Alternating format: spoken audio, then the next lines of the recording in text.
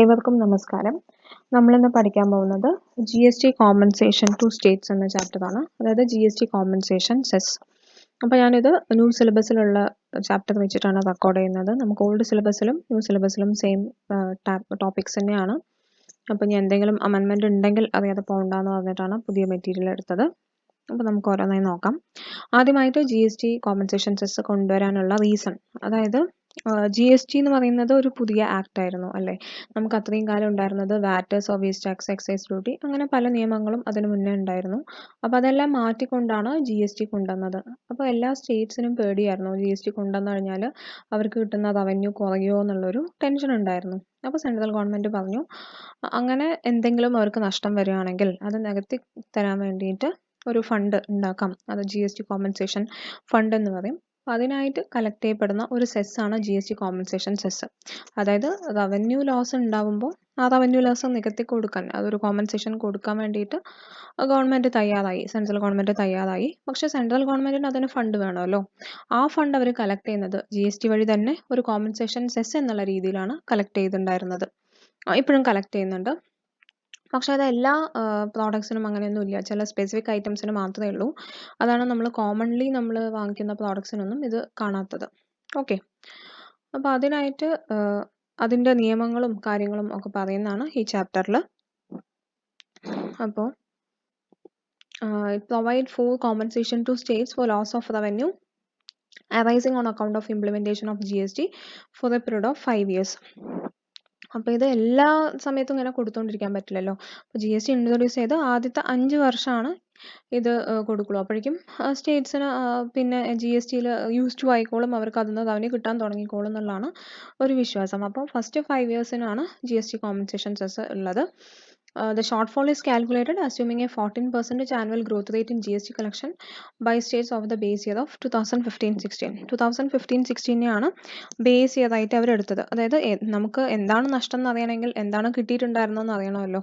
പിന്നെ ഇപ്പോഴെന്താ കിട്ടണമെന്നും അറിയണം. എന്നാലേ നഷ്ടം ഉണ്ടോ ഇല്ലയോ എന്ന് അറിയുള്ളൂ. അപ്പോൾ അതിനായിട്ട് 2015-16 ബേസ് ഇയർ ആയിട്ട് ഫിക്സ് ചെയ്തു. അവിടുന്ന് ഓരോ കൊല്ലം ഇവർക്ക് 14% വീതമാണ് ഗ്രോത്ത് ഉണ്ടാവുക എന്നുള്ള രീതിയിൽ കണക്കാക്കി. അതിനെ ബേസ് ചെയ്ത് ഓരോ സ്റ്റേറ്റിനും എന്താണ് നഷ്ടം വരിക എന്നുള്ളത് നോക്കിയിട്ട് ആ നഷ്ടമാണ് ഗവൺമെൻറ് നികത്തി കൊടുക്കാമെന്ന് പറഞ്ഞത്. ഈ കോമ്പൻസേഷൻ 5 കൊല്ലത്തേക്കേ ഉണ്ടാവുള്ളൂ. GST compensation cess would be charged on some specific items, and proceeds from the same will be used to compensate the revenue loss arising to states due to implementation of GST in the country. അപ്പോൾ ഇത് എല്ലാ ഗുഡ്സിനൊന്നും ഇല്ല, ചില specific ഐറ്റംസിനൊക്കെ മാത്രമേ ഉള്ളൂ. ഇതിനായിട്ടൊരു act ഉണ്ട്, GST compensation to states act 2017. അപ്പോൾ അതിൽ സെക്ഷൻ 3, 4, 5, 6, 7, 8, 9, 10, 11, 12, 13, 14 ഈ എല്ലാ സെക്ഷൻസും നമുക്ക് പഠിക്കാനുണ്ട്. മൊത്തം ആക്ടിനെ തന്നെ അവർ 3ആയിട്ട് ഡിവൈഡ് ചെയ്തിട്ട് ഓരോന്നിലും ഓരോ പാർട്ടിലും എന്തൊക്കെയാണ് വരുന്നത് എന്നുള്ളത് ജസ്റ്റ് പറഞ്ഞിട്ടുണ്ട്. ഫസ്റ്റ് പാർട്ടിൽ compensation to be paid to the states for loss of revenue because of implementation of GST. Second പാർട്ടിൽ cess to be levied on certain goods or service for the purpose of collecting a fund for arranging the amount of compensation to be paid to states. മൂന്നാമത്തേൽ GST compensation fund and other incidental provisions and rules. Okay, അപ്പോൾ ആദ്യത്തെ important ആയിട്ടുള്ള സെക്ഷനാണ് section 8 levy and collection ആണ് ഇതിൽ പറയുന്നത്. അപ്പോൾ ഇതിൽ പറയുന്നത് for the purpose of providing compensation to states for loss of revenue arising on account of implementation of GST tax for a period of 5 years or such a period as may be prescribed. അപ്പോൾ 5 കൊല്ലത്തേക്കെന്നാണ് നിലവിൽ പറഞ്ഞു വെച്ചിട്ടുള്ളത്. പിന്നെ ഈ സെസ്സിനെ കുറിച്ച് വേറൊരു കാര്യം പറയാനുള്ളത്, ഇത് കോമ്പോസിഷൻ ലെവി ഓപ്റ്റ് ചെയ്യുന്നവർക്ക് ഇത് അപ്ലിക്കബിൾ അല്ല. ഓക്കെ, അപ്പോൾ no such cess shall be leviable on supplies made by a taxable person who has decided to opt for composition levy under section 10. അപ്പോൾ കോമ്പോസിഷൻ ലെവി ഓപ്റ്റ് ചെയ്യുന്ന ആൾക്കാരാണെങ്കിൽ അവർ ഈ cess collect ചെയ്യേണ്ട കാര്യം ഇല്ല. പിന്നെ ഏതൊക്കെ ഗുഡ്സ് ആൻഡ് സർവീസ് ഏതൊക്കെ ഐറ്റംസിനാന്നുള്ളതിന് നമുക്കൊരു ലിസ്റ്റ് തന്നിട്ടുണ്ട്. ആ ലിസ്റ്റിൽ ഏതൊക്കെ ഗുഡ്സ് ആൻഡ് സർവീസ് ആണെന്നുള്ളത് പറഞ്ഞിട്ടുണ്ട്. ഓക്കെ, അത് താഴെ വരുന്നുണ്ട്. അപ്പോൾ ഇതിൽ ഒന്നുകൂടെ അവർ അനാലിസിസ് എന്ന് പറഞ്ഞ അതേ കാര്യം തന്നെ റിപ്പീറ്റ് ചെയ്ത് പറയുന്നുണ്ട്. അപ്പോൾ അതിൽ ഏതൊക്കെ ഗുഡ്സിനാണ് ഈ സെസ് ലെവി ചെയ്യപ്പെടുന്നത് എന്നുള്ളത്. അപ്പോൾ നമുക്ക് ഗുഡ്സിൻ്റെ പേര് തന്നിട്ടുണ്ട്, അത് പറ്റുകയാണെങ്കിൽ ഒന്ന് പഠിച്ചു വയ്ക്കുക. Pan masala, tobacco and tobacco products, cigarettes, coal briquettes, voids and similar solid fuels manufactured from coal lignite, excluding jet and peat, aerated waters, motor vehicles, other products as may be notified. The GST cess on an eligible product will be calculated according to the rate specified in the GST cess rate schedule and on the taxable value. For cess applicable imports, the GST amount, cess amount will be calculated on taxable value plus customs duty. That is the same on which IGST is levied. അപ്പോൾ ഓരോന്നിനും എങ്ങനെയാണ് GST cess കണ്ടുപിടിക്കേണ്ടത്, compensation cess കണ്ടുപിടിക്കേണ്ടതെന്ന് അവർ പറയുന്നുണ്ട്. ആദ്യം ഒരു eligible product ആണെന്നുണ്ടെങ്കിൽ according to the rate specified in GST cess rate, compensation rate എന്താണെന്നുള്ളത് ആ ഒരു ടേബിൾ നമുക്ക് താഴെ വരുന്നുണ്ട്, അതിൽ പറയുന്നുണ്ട്. അതുപോലെ ടാക്സബിൾ വാല്യൂവിൻ്റെ മേലെ ആയിരിക്കും നമ്മൾ ആ റേറ്റ് അപ്ലൈ ചെയ്യേണ്ടത്. ഇമ്പോർട്ടിൻ്റെ കേസിൽ നമ്മൾ നോർമലി IGST ഏത് വാല്യൂവിൻ്റെ മേലെയാണോ ലെവി ചെയ്യുക അതേ വാല്യൂവിൽ തന്നെയാണ് കോമ്പൻസേഷൻ സിസ്റ്റം കാൽക്കുലേറ്റ് ചെയ്യേണ്ടത്, അതായത് taxable value plus customs duty. Goods covered and applicable rate. അപ്പോൾ ഓരോ ഗുഡ്സിനും ഏതൊക്കെ ഗുഡ്സ് ആണെന്നുള്ളതും അതിൻ്റെ റേറ്റും തന്നിട്ടുണ്ട്. അപ്പോൾ ജസ്റ്റ് ഇത് വായിച്ച് വെക്കുക. അത് റേറ്റ് ചോദിക്കാൻ സാധ്യതയില്ല തോന്നുന്നു, അറിയില്ല. കുറേ എണ്ണം തന്നിട്ടുണ്ട്. അപ്പോൾ ഇതൊക്കെ നമുക്ക് പഠിച്ചു വെക്കൽ ബുദ്ധിമുട്ടാണ്.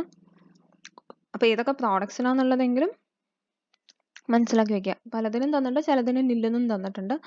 മോട്ടോർ വെഹിക്കിൾസ് തന്നെ എല്ലാ മോട്ടോർ വെഹിക്കിൾസിനൊന്നും കാണാനില്ല. ഓക്കെ, അപ്പോൾ പെട്രോൾ, ലിക്വിഫൈഡ് അതിനൊക്കെ 1% ഉള്ളൂ. അതിനേക്കാൾ കൂടുതൽ 60% വരെയുള്ളതും ഉണ്ട്. അതുപോലെ സർവീസസും തന്നിട്ടുണ്ട്. ഓക്കെ, നമുക്ക് ഒരു എക്സാമ്പിൾ നോക്കാം. How to calculate GST compensation cess. Messes CPC Limited being a dealer in new motor vehicle, a petrol car on which GST rate is 28% and GST cess rate is 1% is being supplied within the state. അപ്പോൾ ഇതിന് intrastate supply, interstate supply അങ്ങനെയൊന്നും distinction ഒന്നുമില്ല, അവരത് മേലെ പറഞ്ഞിട്ടുണ്ട്. അതായത് എവിടെയാണ് ഇത് അപ്ലിക്കബിൾ ആവുക എന്നുള്ളത്. It is levied on interstate as well as intrastate transaction എന്ന് പറഞ്ഞിട്ടുണ്ട്. അപ്പോൾ എല്ലാ ട്രാൻസാക്ഷനും കോമ്പൻസേഷൻ സെസ് വരും. അപ്പോൾ അത് നമുക്ക് നോക്കേണ്ട കാര്യമില്ല. ഇൻഡർസ്റ്റേറ്റിനും ഇൻട്രാസ്റ്റേറ്റിനും ഉണ്ട് റേറ്റ്. പിന്നെ അവർ ക്വസ്റ്റ്യനിൽ തരികയാണെങ്കിൽ കുഴപ്പമില്ല. ഓക്കെ, അപ്പോൾ ഇതിൽ ഓൾറെഡി തന്നിട്ടുണ്ട് സെസ് 1% ആണെന്നുള്ളത്. ട്രാൻസാക്ഷൻ വാല്യൂ 10 lakh ആണ്. GST ലയബിലിറ്റി കണ്ടുപിടിക്കാൻ പറഞ്ഞിട്ടുണ്ട്. അപ്പോൾ ട്രാൻസാക്ഷൻ വാല്യൂ അതിൻ്റെ മേലെ GST റേറ്റ് അപ്ലൈ ചെയ്തിട്ട് GST കണ്ടുപിടിച്ചു. സെസ് എന്ന് പറയുന്നത് ട്രാൻസാക്ഷൻ വാല്യൂവിൻ്റെ തന്നെ 1% ആണ്. അപ്പോൾ ടോട്ടലി കസ്റ്റമർക്ക് 12,90,000 ആണ് കൊടുക്കേണ്ടി വരുന്നത്. ഓക്കെ, പിന്നെ ജസ്റ്റ് സെക്ഷൻ 9 തന്നിട്ടുണ്ട്. അതിൽ പ്രത്യേകിച്ചൊന്നും പറഞ്ഞിട്ടൊന്നുമില്ല. ആസ് പ്രിസ്ക്രൈബ് എന്ന് പറഞ്ഞു പോയിട്ടേ ഉള്ളൂ. അപ്പോൾ അതിൽ റിട്ടേൺസ്, പേയ്മെൻറ്റ്സ്, റീഫണ്ട്സ് അതിനെക്കുറിച്ചാണ് പറഞ്ഞിരിക്കുന്നത്. ഓക്കെ, പിന്നെ അടുത്തത് input tax credit of cess paid under section 8. അപ്പോൾ നമ്മൾ സെസ് കാൽക്കുലേറ്റ് ചെയ്യാൻ പഠിച്ചു. അത് നമ്മൾ ഇനി ഗവൺമെൻറ്റിലേക്ക് അടച്ചു കഴിഞ്ഞാൽ അതിന് ക്രെഡിറ്റ് കിട്ടുമോ എന്നുള്ളതാണ് അടുത്ത ചോദ്യം. സാധാരണ നമ്മൾ GST അടയ്ക്കുന്നതിനൊക്കെ നമുക്ക് ക്രെഡിറ്റ് കിട്ടുന്നുണ്ട്. അതുപോലെ ഈ കോമ്പൻസേഷൻ സെസ്സിന് ക്രെഡിറ്റ് ഉണ്ടോ? ആക്ച്വലി അതിനും ക്രെഡിറ്റ് ഉണ്ട്. പക്ഷേ എന്താ പ്രശ്നം ചോദിച്ചാൽ GST കോമ്പൻസേഷൻ സെസ് ഉപയോഗിച്ച് GST കോമ്പൻസേഷൻ സെസ് മാത്രമേ നമുക്ക് അടയ്ക്കാൻ പറ്റുള്ളൂ. അതായത് കോമ്പൻസേഷൻ സെസ് ഉപയോഗിച്ച് നമ്മുടെ IGST അല്ലെങ്കിൽ CGST, SGST അങ്ങനെയുള്ള ടാക്സ് ലയബിലിറ്റീസ് ഒന്നും നമുക്ക് അടയ്ക്കാൻ പറ്റില്ല. അപ്പോൾ നമ്മൾ പർച്ചേസ് ചെയ്യുന്ന സമയത്ത് കോമ്പൻസേഷൻ സെസ് കൊടുത്തിട്ടാണ് പർച്ചേസ് ചെയ്തതെങ്കിൽ വിൽക്കുമ്പോഴും നമുക്ക് കോമ്പൻസേഷൻ സെസ് വരികയാണെങ്കിൽ നമുക്ക് അതിൻ്റെ ക്രെഡിറ്റ് എടുക്കാം, അല്ലാതെ പറ്റില്ല. ഓക്കെ, അതാണ് അപ്പോൾ ഇവിടെ പറഞ്ഞിട്ടുള്ളത്. എക്സാമ്പിൾസ് ഒക്കെ തന്നിട്ടുണ്ട്. Example 2, Mrs. Agarwal and Son is engaged in dealing with aerated drinks subject to cess and ready-made garments having a single registration. Details of inward supply. Purchase of aerated drinks 6 lakh. അതിൽ CGST, SGST അതുപോലെ cess paid 72,000 ഉണ്ട്. Outward സപ്ലൈയിൽ intrastate sale of readymade garments മാത്രമേ വിറ്റിട്ടുള്ളൂ. അപ്പോൾ ഈ 8 lakhൻ്റെ 12% ആ amount അടയ്ക്കാൻ വേണ്ടിയിട്ട് നമുക്ക് എന്തിൻ്റെയൊക്കെ ക്രെഡിറ്റ് എടുക്കാം? ഈ CGSTയുടെയും SGSTയുടെയും 36,000 വീതം നമുക്ക് ക്രെഡിറ്റ് എടുക്കാൻ പറ്റും. പക്ഷേ 72,000 സെസ് അടച്ചിട്ടുള്ളത് നമുക്ക് തൽക്കാലത്തേക്ക് ക്രെഡിറ്റ് ഒന്നും എടുക്കാൻ പറ്റില്ല. കാരണം അത് സെസ് ലയബിലിറ്റി പേ ചെയ്യാൻ മാത്രമേ പറ്റുള്ളൂ. അടുത്തത് value of supply during the month ₹1 lakh. Intrastate, applicable rate of GST, applicable rate of cess 12%. Calculate the amount of GST and cess in the above case. അപ്പോൾ ജസ്റ്റ് അവർ കാൽക്കുലേറ്റ് ചെയ്ത് വെച്ചിട്ട് നമ്മൾ value of സപ്ലൈൻ്റെ മേലെ തന്നെ, അതായത് taxable വാല്യൂവിൻ്റെ മേലെ തന്നെയാണ് cess കണക്കാക്കേണ്ടത്. അടുത്തത് compensation cess on goods exported ഗുഡ്സിൻ്റെ കേസിൽ എങ്ങനെയാണെന്നുള്ളത്.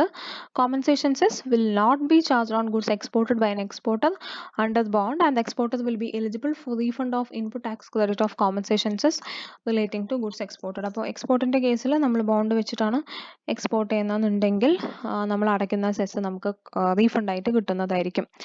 അതിന് ടാക്സ് വരില്ല. In case goods have been exported on the payment of compensation cess, the exporter will be eligible for refund of compensation cess paid on goods exported by him. അപ്പോൾ അയാൾ അടച്ചിട്ടുണ്ടെങ്കിൽ അയാൾക്ക് അതിന് refund കിട്ടും. അപ്പോൾ ജസ്റ്റ് അതിൻ്റെ notification താഴെ തന്നിട്ടുണ്ട്, circular തന്നിട്ടുണ്ട്, അത് നോക്കുന്നില്ല. അടുത്തത് exemption from cess in case of intra state supply of second hand goods. അപ്പോൾ second hand goods intra state supply ചെയ്യുകയാണെന്നുണ്ടെങ്കിൽ അതിന് കോമ്പൻസേഷൻ സെസ് ഇല്ല, അതിന് മാത്രം എക്സംഷൻ കൊടുത്തു വെച്ചിട്ടുണ്ട്.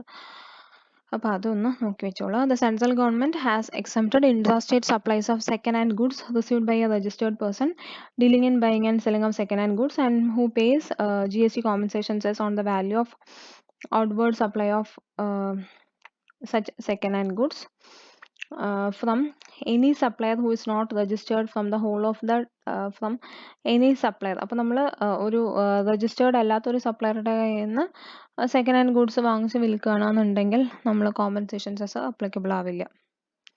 ഓക്കെ.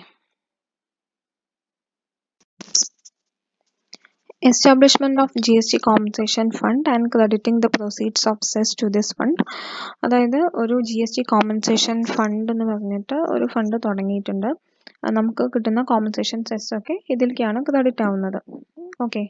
അപ്പോൾ 5 കൊല്ലം ഈ സെസ് എമൗണ്ട് ഇതിലേക്ക് ക്രെഡിറ്റ് ആവും. പിന്നെ യൂട്ടിലൈസേഷൻ ഉണ്ടെങ്കിൽ അത് യൂട്ടിലൈസ് ആയി പോകും. അതിനുശേഷം ബാലൻസ് വരുന്ന എമൗണ്ട് 50-50 സെൻട്രലും സ്റ്റേറ്റ്സും തമ്മിൽ ഷെയർ ചെയ്യാനാണ് എഗ്രിമെൻറ്റ്. അതാണ് ഇവിടെ പറഞ്ഞിട്ടുള്ളത്. അപ്പോൾ 5 കൊല്ലം അല്ലെങ്കിൽ ഇത് എക്സ്റ്റെൻഡ് ചെയ്യുകയാണെങ്കിൽ അത്രയും എക്സ്റ്റെൻഡ് ചെയ്ത പീരീഡും കഴിഞ്ഞാൽ ബാക്കി വരുന്ന ഫണ്ട് ഉണ്ടാവുമല്ലോ, ഓരോ വർഷവും ബാക്കി വരുന്നത് ആ ട്രാൻസാക്ഷൻ പീരീഡിൻ്റെ സമയത്ത് 50% സെൻറ്ററിനുള്ളതും ബാക്കി 50% ഓരോ സ്റ്റേറ്റ്സിനുള്ളതും ആയിട്ട് വീതിച്ചു കൊടുക്കും. അപ്പോൾ the proceeds of cess leviable under section 8 and such other amount as may be recommended by the council shall be credited to a non-lapsable fund known as GST compensation fund. Okay, all amount payable to states under section 7 shall be paid out of this fund. States ന് കൊടുക്കാനുള്ളൊക്കെ ഈ ഫണ്ടിൽ എടുത്തിട്ടാണ് കൊടുക്കുക. 50% of the amount remaining unutilized in the fund at the end of the transition period shall be transferred to the consolidated fund of India as the share of center. അപ്പോൾ transition period കഴിഞ്ഞിട്ട് 5 കൊല്ലം കഴിഞ്ഞിട്ട് അല്ലെങ്കിൽ ആ such further period അത് കഴിഞ്ഞിട്ട് ബാക്കിയുള്ളതിൽ 50% സെൻറ്ററിന് പോകും, അത് consolidated ഫണ്ടിലേക്ക് പോകും. ബാലൻസ് 50% സ്റ്റേറ്റ്സിന് ഡിസ്ട്രിബ്യൂട്ട് ചെയ്ത് കൊടുക്കും. ലാസ്റ്റ് ഇയറിൽ അവരുടെ റവന്യൂ എന്താണോ ആ റേഷ്യോയിൽ വീതിച്ചു കൊടുക്കും. പക്ഷേ ഈ ട്രാൻസിഷൻ പീരീഡിൻ്റെ സമയത്ത് ഓരോ കൊല്ലം വേറെയും ഡിസ്ട്രിബ്യൂട്ട് ചെയ്യും. ഓക്കെ. ഓരോ കൊല്ലം ഡിസ്ട്രിബ്യൂട്ട് ചെയ്യുന്നത് അതാത് കൊല്ലത്തെ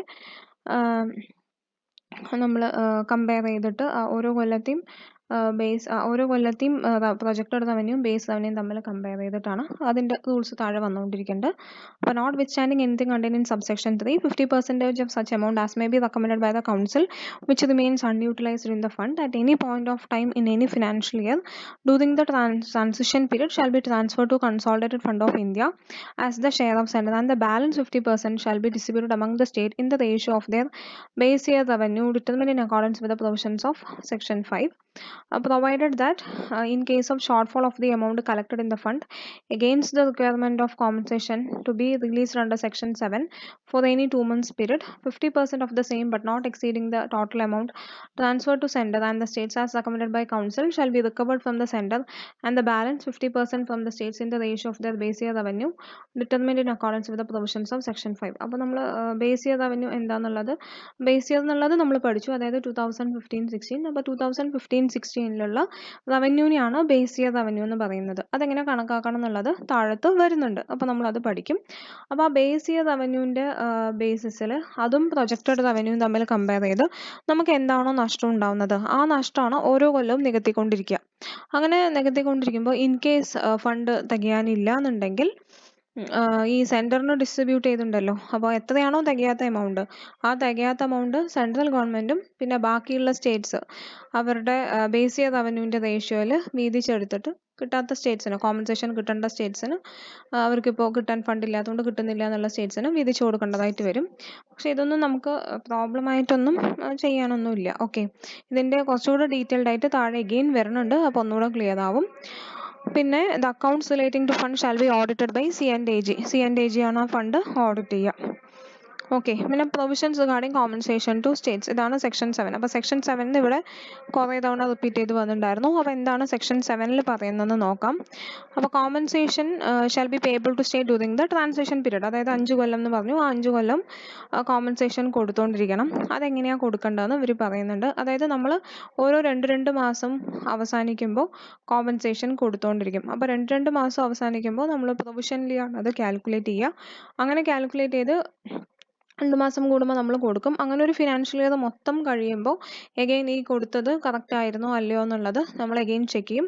അപ്പോൾ വല്ല ഡിഫറൻസ് ഉണ്ടെങ്കിൽ, അതായത് എക്സസ് ആണോ കൊടുത്തിരിക്കുന്നതെങ്കിൽ സ്റ്റേറ്റ്സിൻ്റെ നിന്ന് തിരിച്ചു വാങ്ങിക്കും, അല്ല കുറവാണെന്നുണ്ടെങ്കിൽ ആ ഷോർട്ട് ഫോൾ അപ്പം നികത്തും. ഓക്കെ, ഇനി എങ്ങനെയാണ് കോമ്പൻസേഷൻ കാൽക്കുലേറ്റ് ചെയ്യണമെന്നുള്ളത്. അപ്പോൾ കോമ്പൻസേഷൻ കാൽക്കുലേറ്റ് ചെയ്യുന്നത് ഈ പ്രൊജക്റ്റഡ് റവന്യൂവും ആക്ച്വൽ റവന്യൂവും തമ്മിലുള്ള വ്യത്യാസം, അതാണ് കോമ്പൻസേഷൻ എന്ന് പറയുന്നത്. അപ്പോൾ പ്രൊജക്റ്റഡ് റവന്യൂ എന്ന് വെച്ചാൽ അതെങ്ങനെയാണ് കാൽക്കുലേറ്റ് ചെയ്യേണ്ടതെന്ന് അവർ പറയുന്നുണ്ട്. പ്രൊജക്റ്റഡ് റവന്യൂ എന്ന് വെച്ചാൽ നമ്മൾ പറഞ്ഞിരുന്നു ഒരു ബേസ് ഇയർ ഉണ്ടെന്ന് പറഞ്ഞു. ബേസ് ഇയർ 15-16 ആണ്. 15-16 കഴിഞ്ഞ് ഓരോ വർഷവും അവർക്ക് ഉണ്ടാവുന്ന ഇൻകം 14% വീതം കൂടുന്നാണ് ഒരു എസ്റ്റിമേഷൻ പറഞ്ഞിരിക്കുന്നത്. അപ്പോൾ ബേസ് ഇയർ എന്ന് ഓരോ കൊല്ലവും 14% കൂട്ടി പറയുന്നതാണ് പ്രൊജക്റ്റഡ് റവന്യൂ എന്ന് പറയുന്നത് ഒരു കൊല്ലത്തെ. ഓക്കെ, അതേപോലെ ആക്ച്വൽ റവന്യൂ എന്ന് വെച്ചാൽ ആക്ച്വലി അവർക്ക് എന്താണോ റവന്യൂ ആയിട്ട് കിട്ടിയിട്ടുള്ളത് അത് ആക്ച്വൽ റവന്യൂ. അത് എന്തിൻ്റെ സമ്മാനം അവർ പറയുന്നുണ്ട്. സ്റ്റേറ്റ്സ് നിന്ന് കിട്ടുന്ന SGST, IGST, പിന്നെ അതുപോലെ തന്നെ സ്റ്റേറ്റിന് കിട്ടുന്ന SGSTയും IGSTയുടെ ഒരു അപ്പോർഷൻമെൻറ്റ് കിട്ടുമല്ലോ, അതും കിട്ടും. അതിന്ന് റീഫണ്ട് വല്ലതും പോയിട്ടുണ്ടെങ്കിൽ അതൊക്കെ കളഞ്ഞിട്ട് ബാക്കി അവർക്ക് എന്താണോ ആക്ച്വലി കിട്ടിയിട്ടുള്ളത് അതാണ് ആക്ച്വൽ റവന്യൂ എന്ന് പറയുന്നത്. അപ്പോൾ പ്രൊജക്റ്റഡ് റവന്യൂവും ആക്ച്വൽ റവന്യൂവും തമ്മിലുള്ള വ്യത്യാസമാണ് അവർക്കുള്ള നഷ്ടം, അല്ലേ? ആ നഷ്ടം, projected revenue minus actual revenue എന്നുള്ളതാണ് അവരുടെ നഷ്ടം. ആ നഷ്ടമാണ് കോമ്പൻസേഷൻ ആയിട്ട് കൊടുത്തുകൊണ്ടിരിക്കുക. അപ്പോൾ ഇത് 2 months പ്രൊവിഷനലി അവർ കാൽക്കുലേറ്റ് ചെയ്യും, പ്രൊപ്പോർഷനേറ്റ്ലി അവർ കാൽക്കുലേറ്റ് ചെയ്യും. അതിനുശേഷം അത് കൊടുക്കും. അങ്ങനെ ഒരു ഫിനാൻഷ്യൽ ഇയർ മൊത്തം കഴിയുന്ന സമയത്ത് എഗെയിൻ റീകാൽക്കുലേറ്റ് ചെയ്ത് എന്തെങ്കിലും ഡിഫറൻസ് ഉണ്ടെങ്കിൽ അപ്പോൾ അഡ്ജസ്റ്റ് ചെയ്യും. ഓക്കെ, അതുതന്നെയാണ് ഇവിടെ പറഞ്ഞിട്ടുള്ളത്.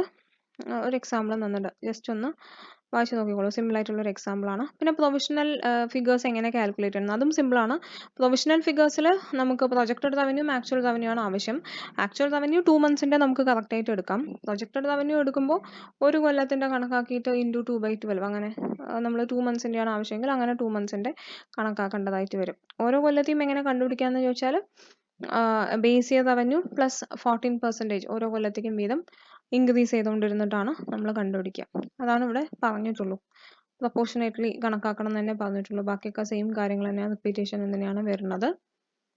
ഓക്കെ, പിന്നെ ഏതെങ്കിലും കൊല്ലം അവർ എക്സസ് ഉണ്ടെന്നുണ്ടെങ്കിൽ അത് അടുത്ത വർഷത്തേക്ക് അഡ്ജസ്റ്റ് ചെയ്യാനാണ് പറയുന്നത്. അല്ലാതെ അപ്പം തന്നെ റീഫണ്ടായി വാങ്ങിക്കില്ല കേട്ടോ. അതായത് ഇപ്പോൾ ഏതെങ്കിലും വർഷം അവർക്ക് കൊടുത്തത് കൂടുതലുണ്ടെങ്കിൽ അത് അടുത്ത വർഷത്തേക്ക് അഡ്ജസ്റ്റ് ചെയ്യും. അടുത്ത വർഷവും അഡ്ജസ്റ്റ് ആയിട്ടില്ലെങ്കിലാണ് റീഫണ്ട് ചെയ്യപ്പെടുള്ളൂ. അല്ലെങ്കിൽ ആ ട്രാൻസാക്ഷൻ പീരീഡ് കഴിയുമ്പോൾ റീഫണ്ട് ചെയ്യേണ്ടതായിട്ട് വരും. ഓക്കെ, ഒരു കൊല്ലം ഇപ്പോൾ നമ്മൾ സ്റ്റേറ്റിന് എക്സസ് കൊടുത്തു എന്നുണ്ടെങ്കിൽ, എക്സസ് കോമ്പൻസേഷൻ കൊടുത്തു എന്നുണ്ടെങ്കിൽ അത് അടുത്ത കൊല്ലം അഡ്ജസ്റ്റ് ചെയ്യും. പക്ഷേ അതിൻ്റെ അടുത്ത കൊല്ലം ഒരു കോമ്പൻസേഷനും കൊടുക്കാനില്ല എന്നുണ്ടെങ്കിൽ അപ്പോൾ സ്റ്റേറ്റിൻ്റെ നിന്ന് തിരിച്ചു തരാനായിട്ട് പറയും. ഓക്കെ,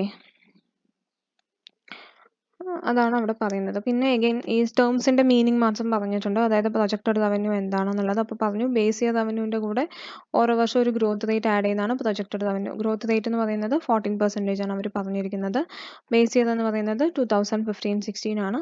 പിന്നെ ബേസ് ഇയറിൻ്റെ റവന്യൂ എങ്ങനെ കണക്കാക്കാം എന്നുള്ളത്. അപ്പോൾ 2015-16 എന്ന് പറയുമ്പോൾ നമുക്ക് GST വരുന്നതിന് മുന്നേയുള്ള പല ആക്റ്റുകളാണ്. അപ്പോൾ ആ ആക്റ്റിൽ നിന്നൊക്കെയുള്ള ഇൻകം ആഡ് ചെയ്യുന്നതാണ് ബേസ് ഇയറിൻ്റെ റവന്യൂ.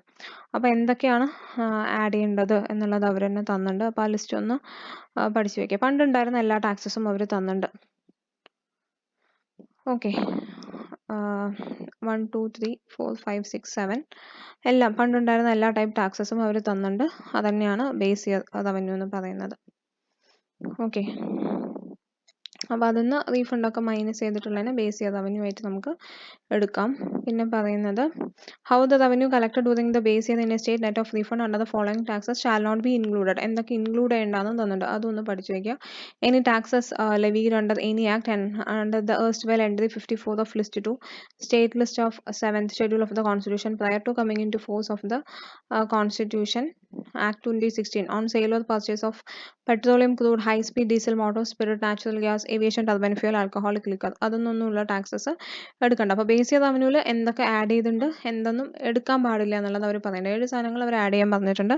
എടുക്കാൻ പാടാത്ത സാധനങ്ങൾ ഇതൊക്കെയാണ്. അപ്പോൾ ഇതും ഒന്ന് നോട്ട് ചെയ്ത് പഠിക്കുക.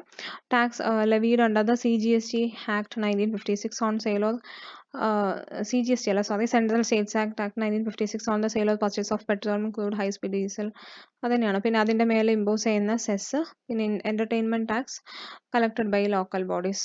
ഓക്കെ, അപ്പോൾ ഇത്രയും കാര്യങ്ങൾ എടുക്കാൻ പാടില്ല. അതാണ് GST കോമ്പൻസേഷൻ സെസ്. ക്ലിയർ ആയിട്ടുണ്ടാവുമെന്ന് വിചാരിക്കുന്നു.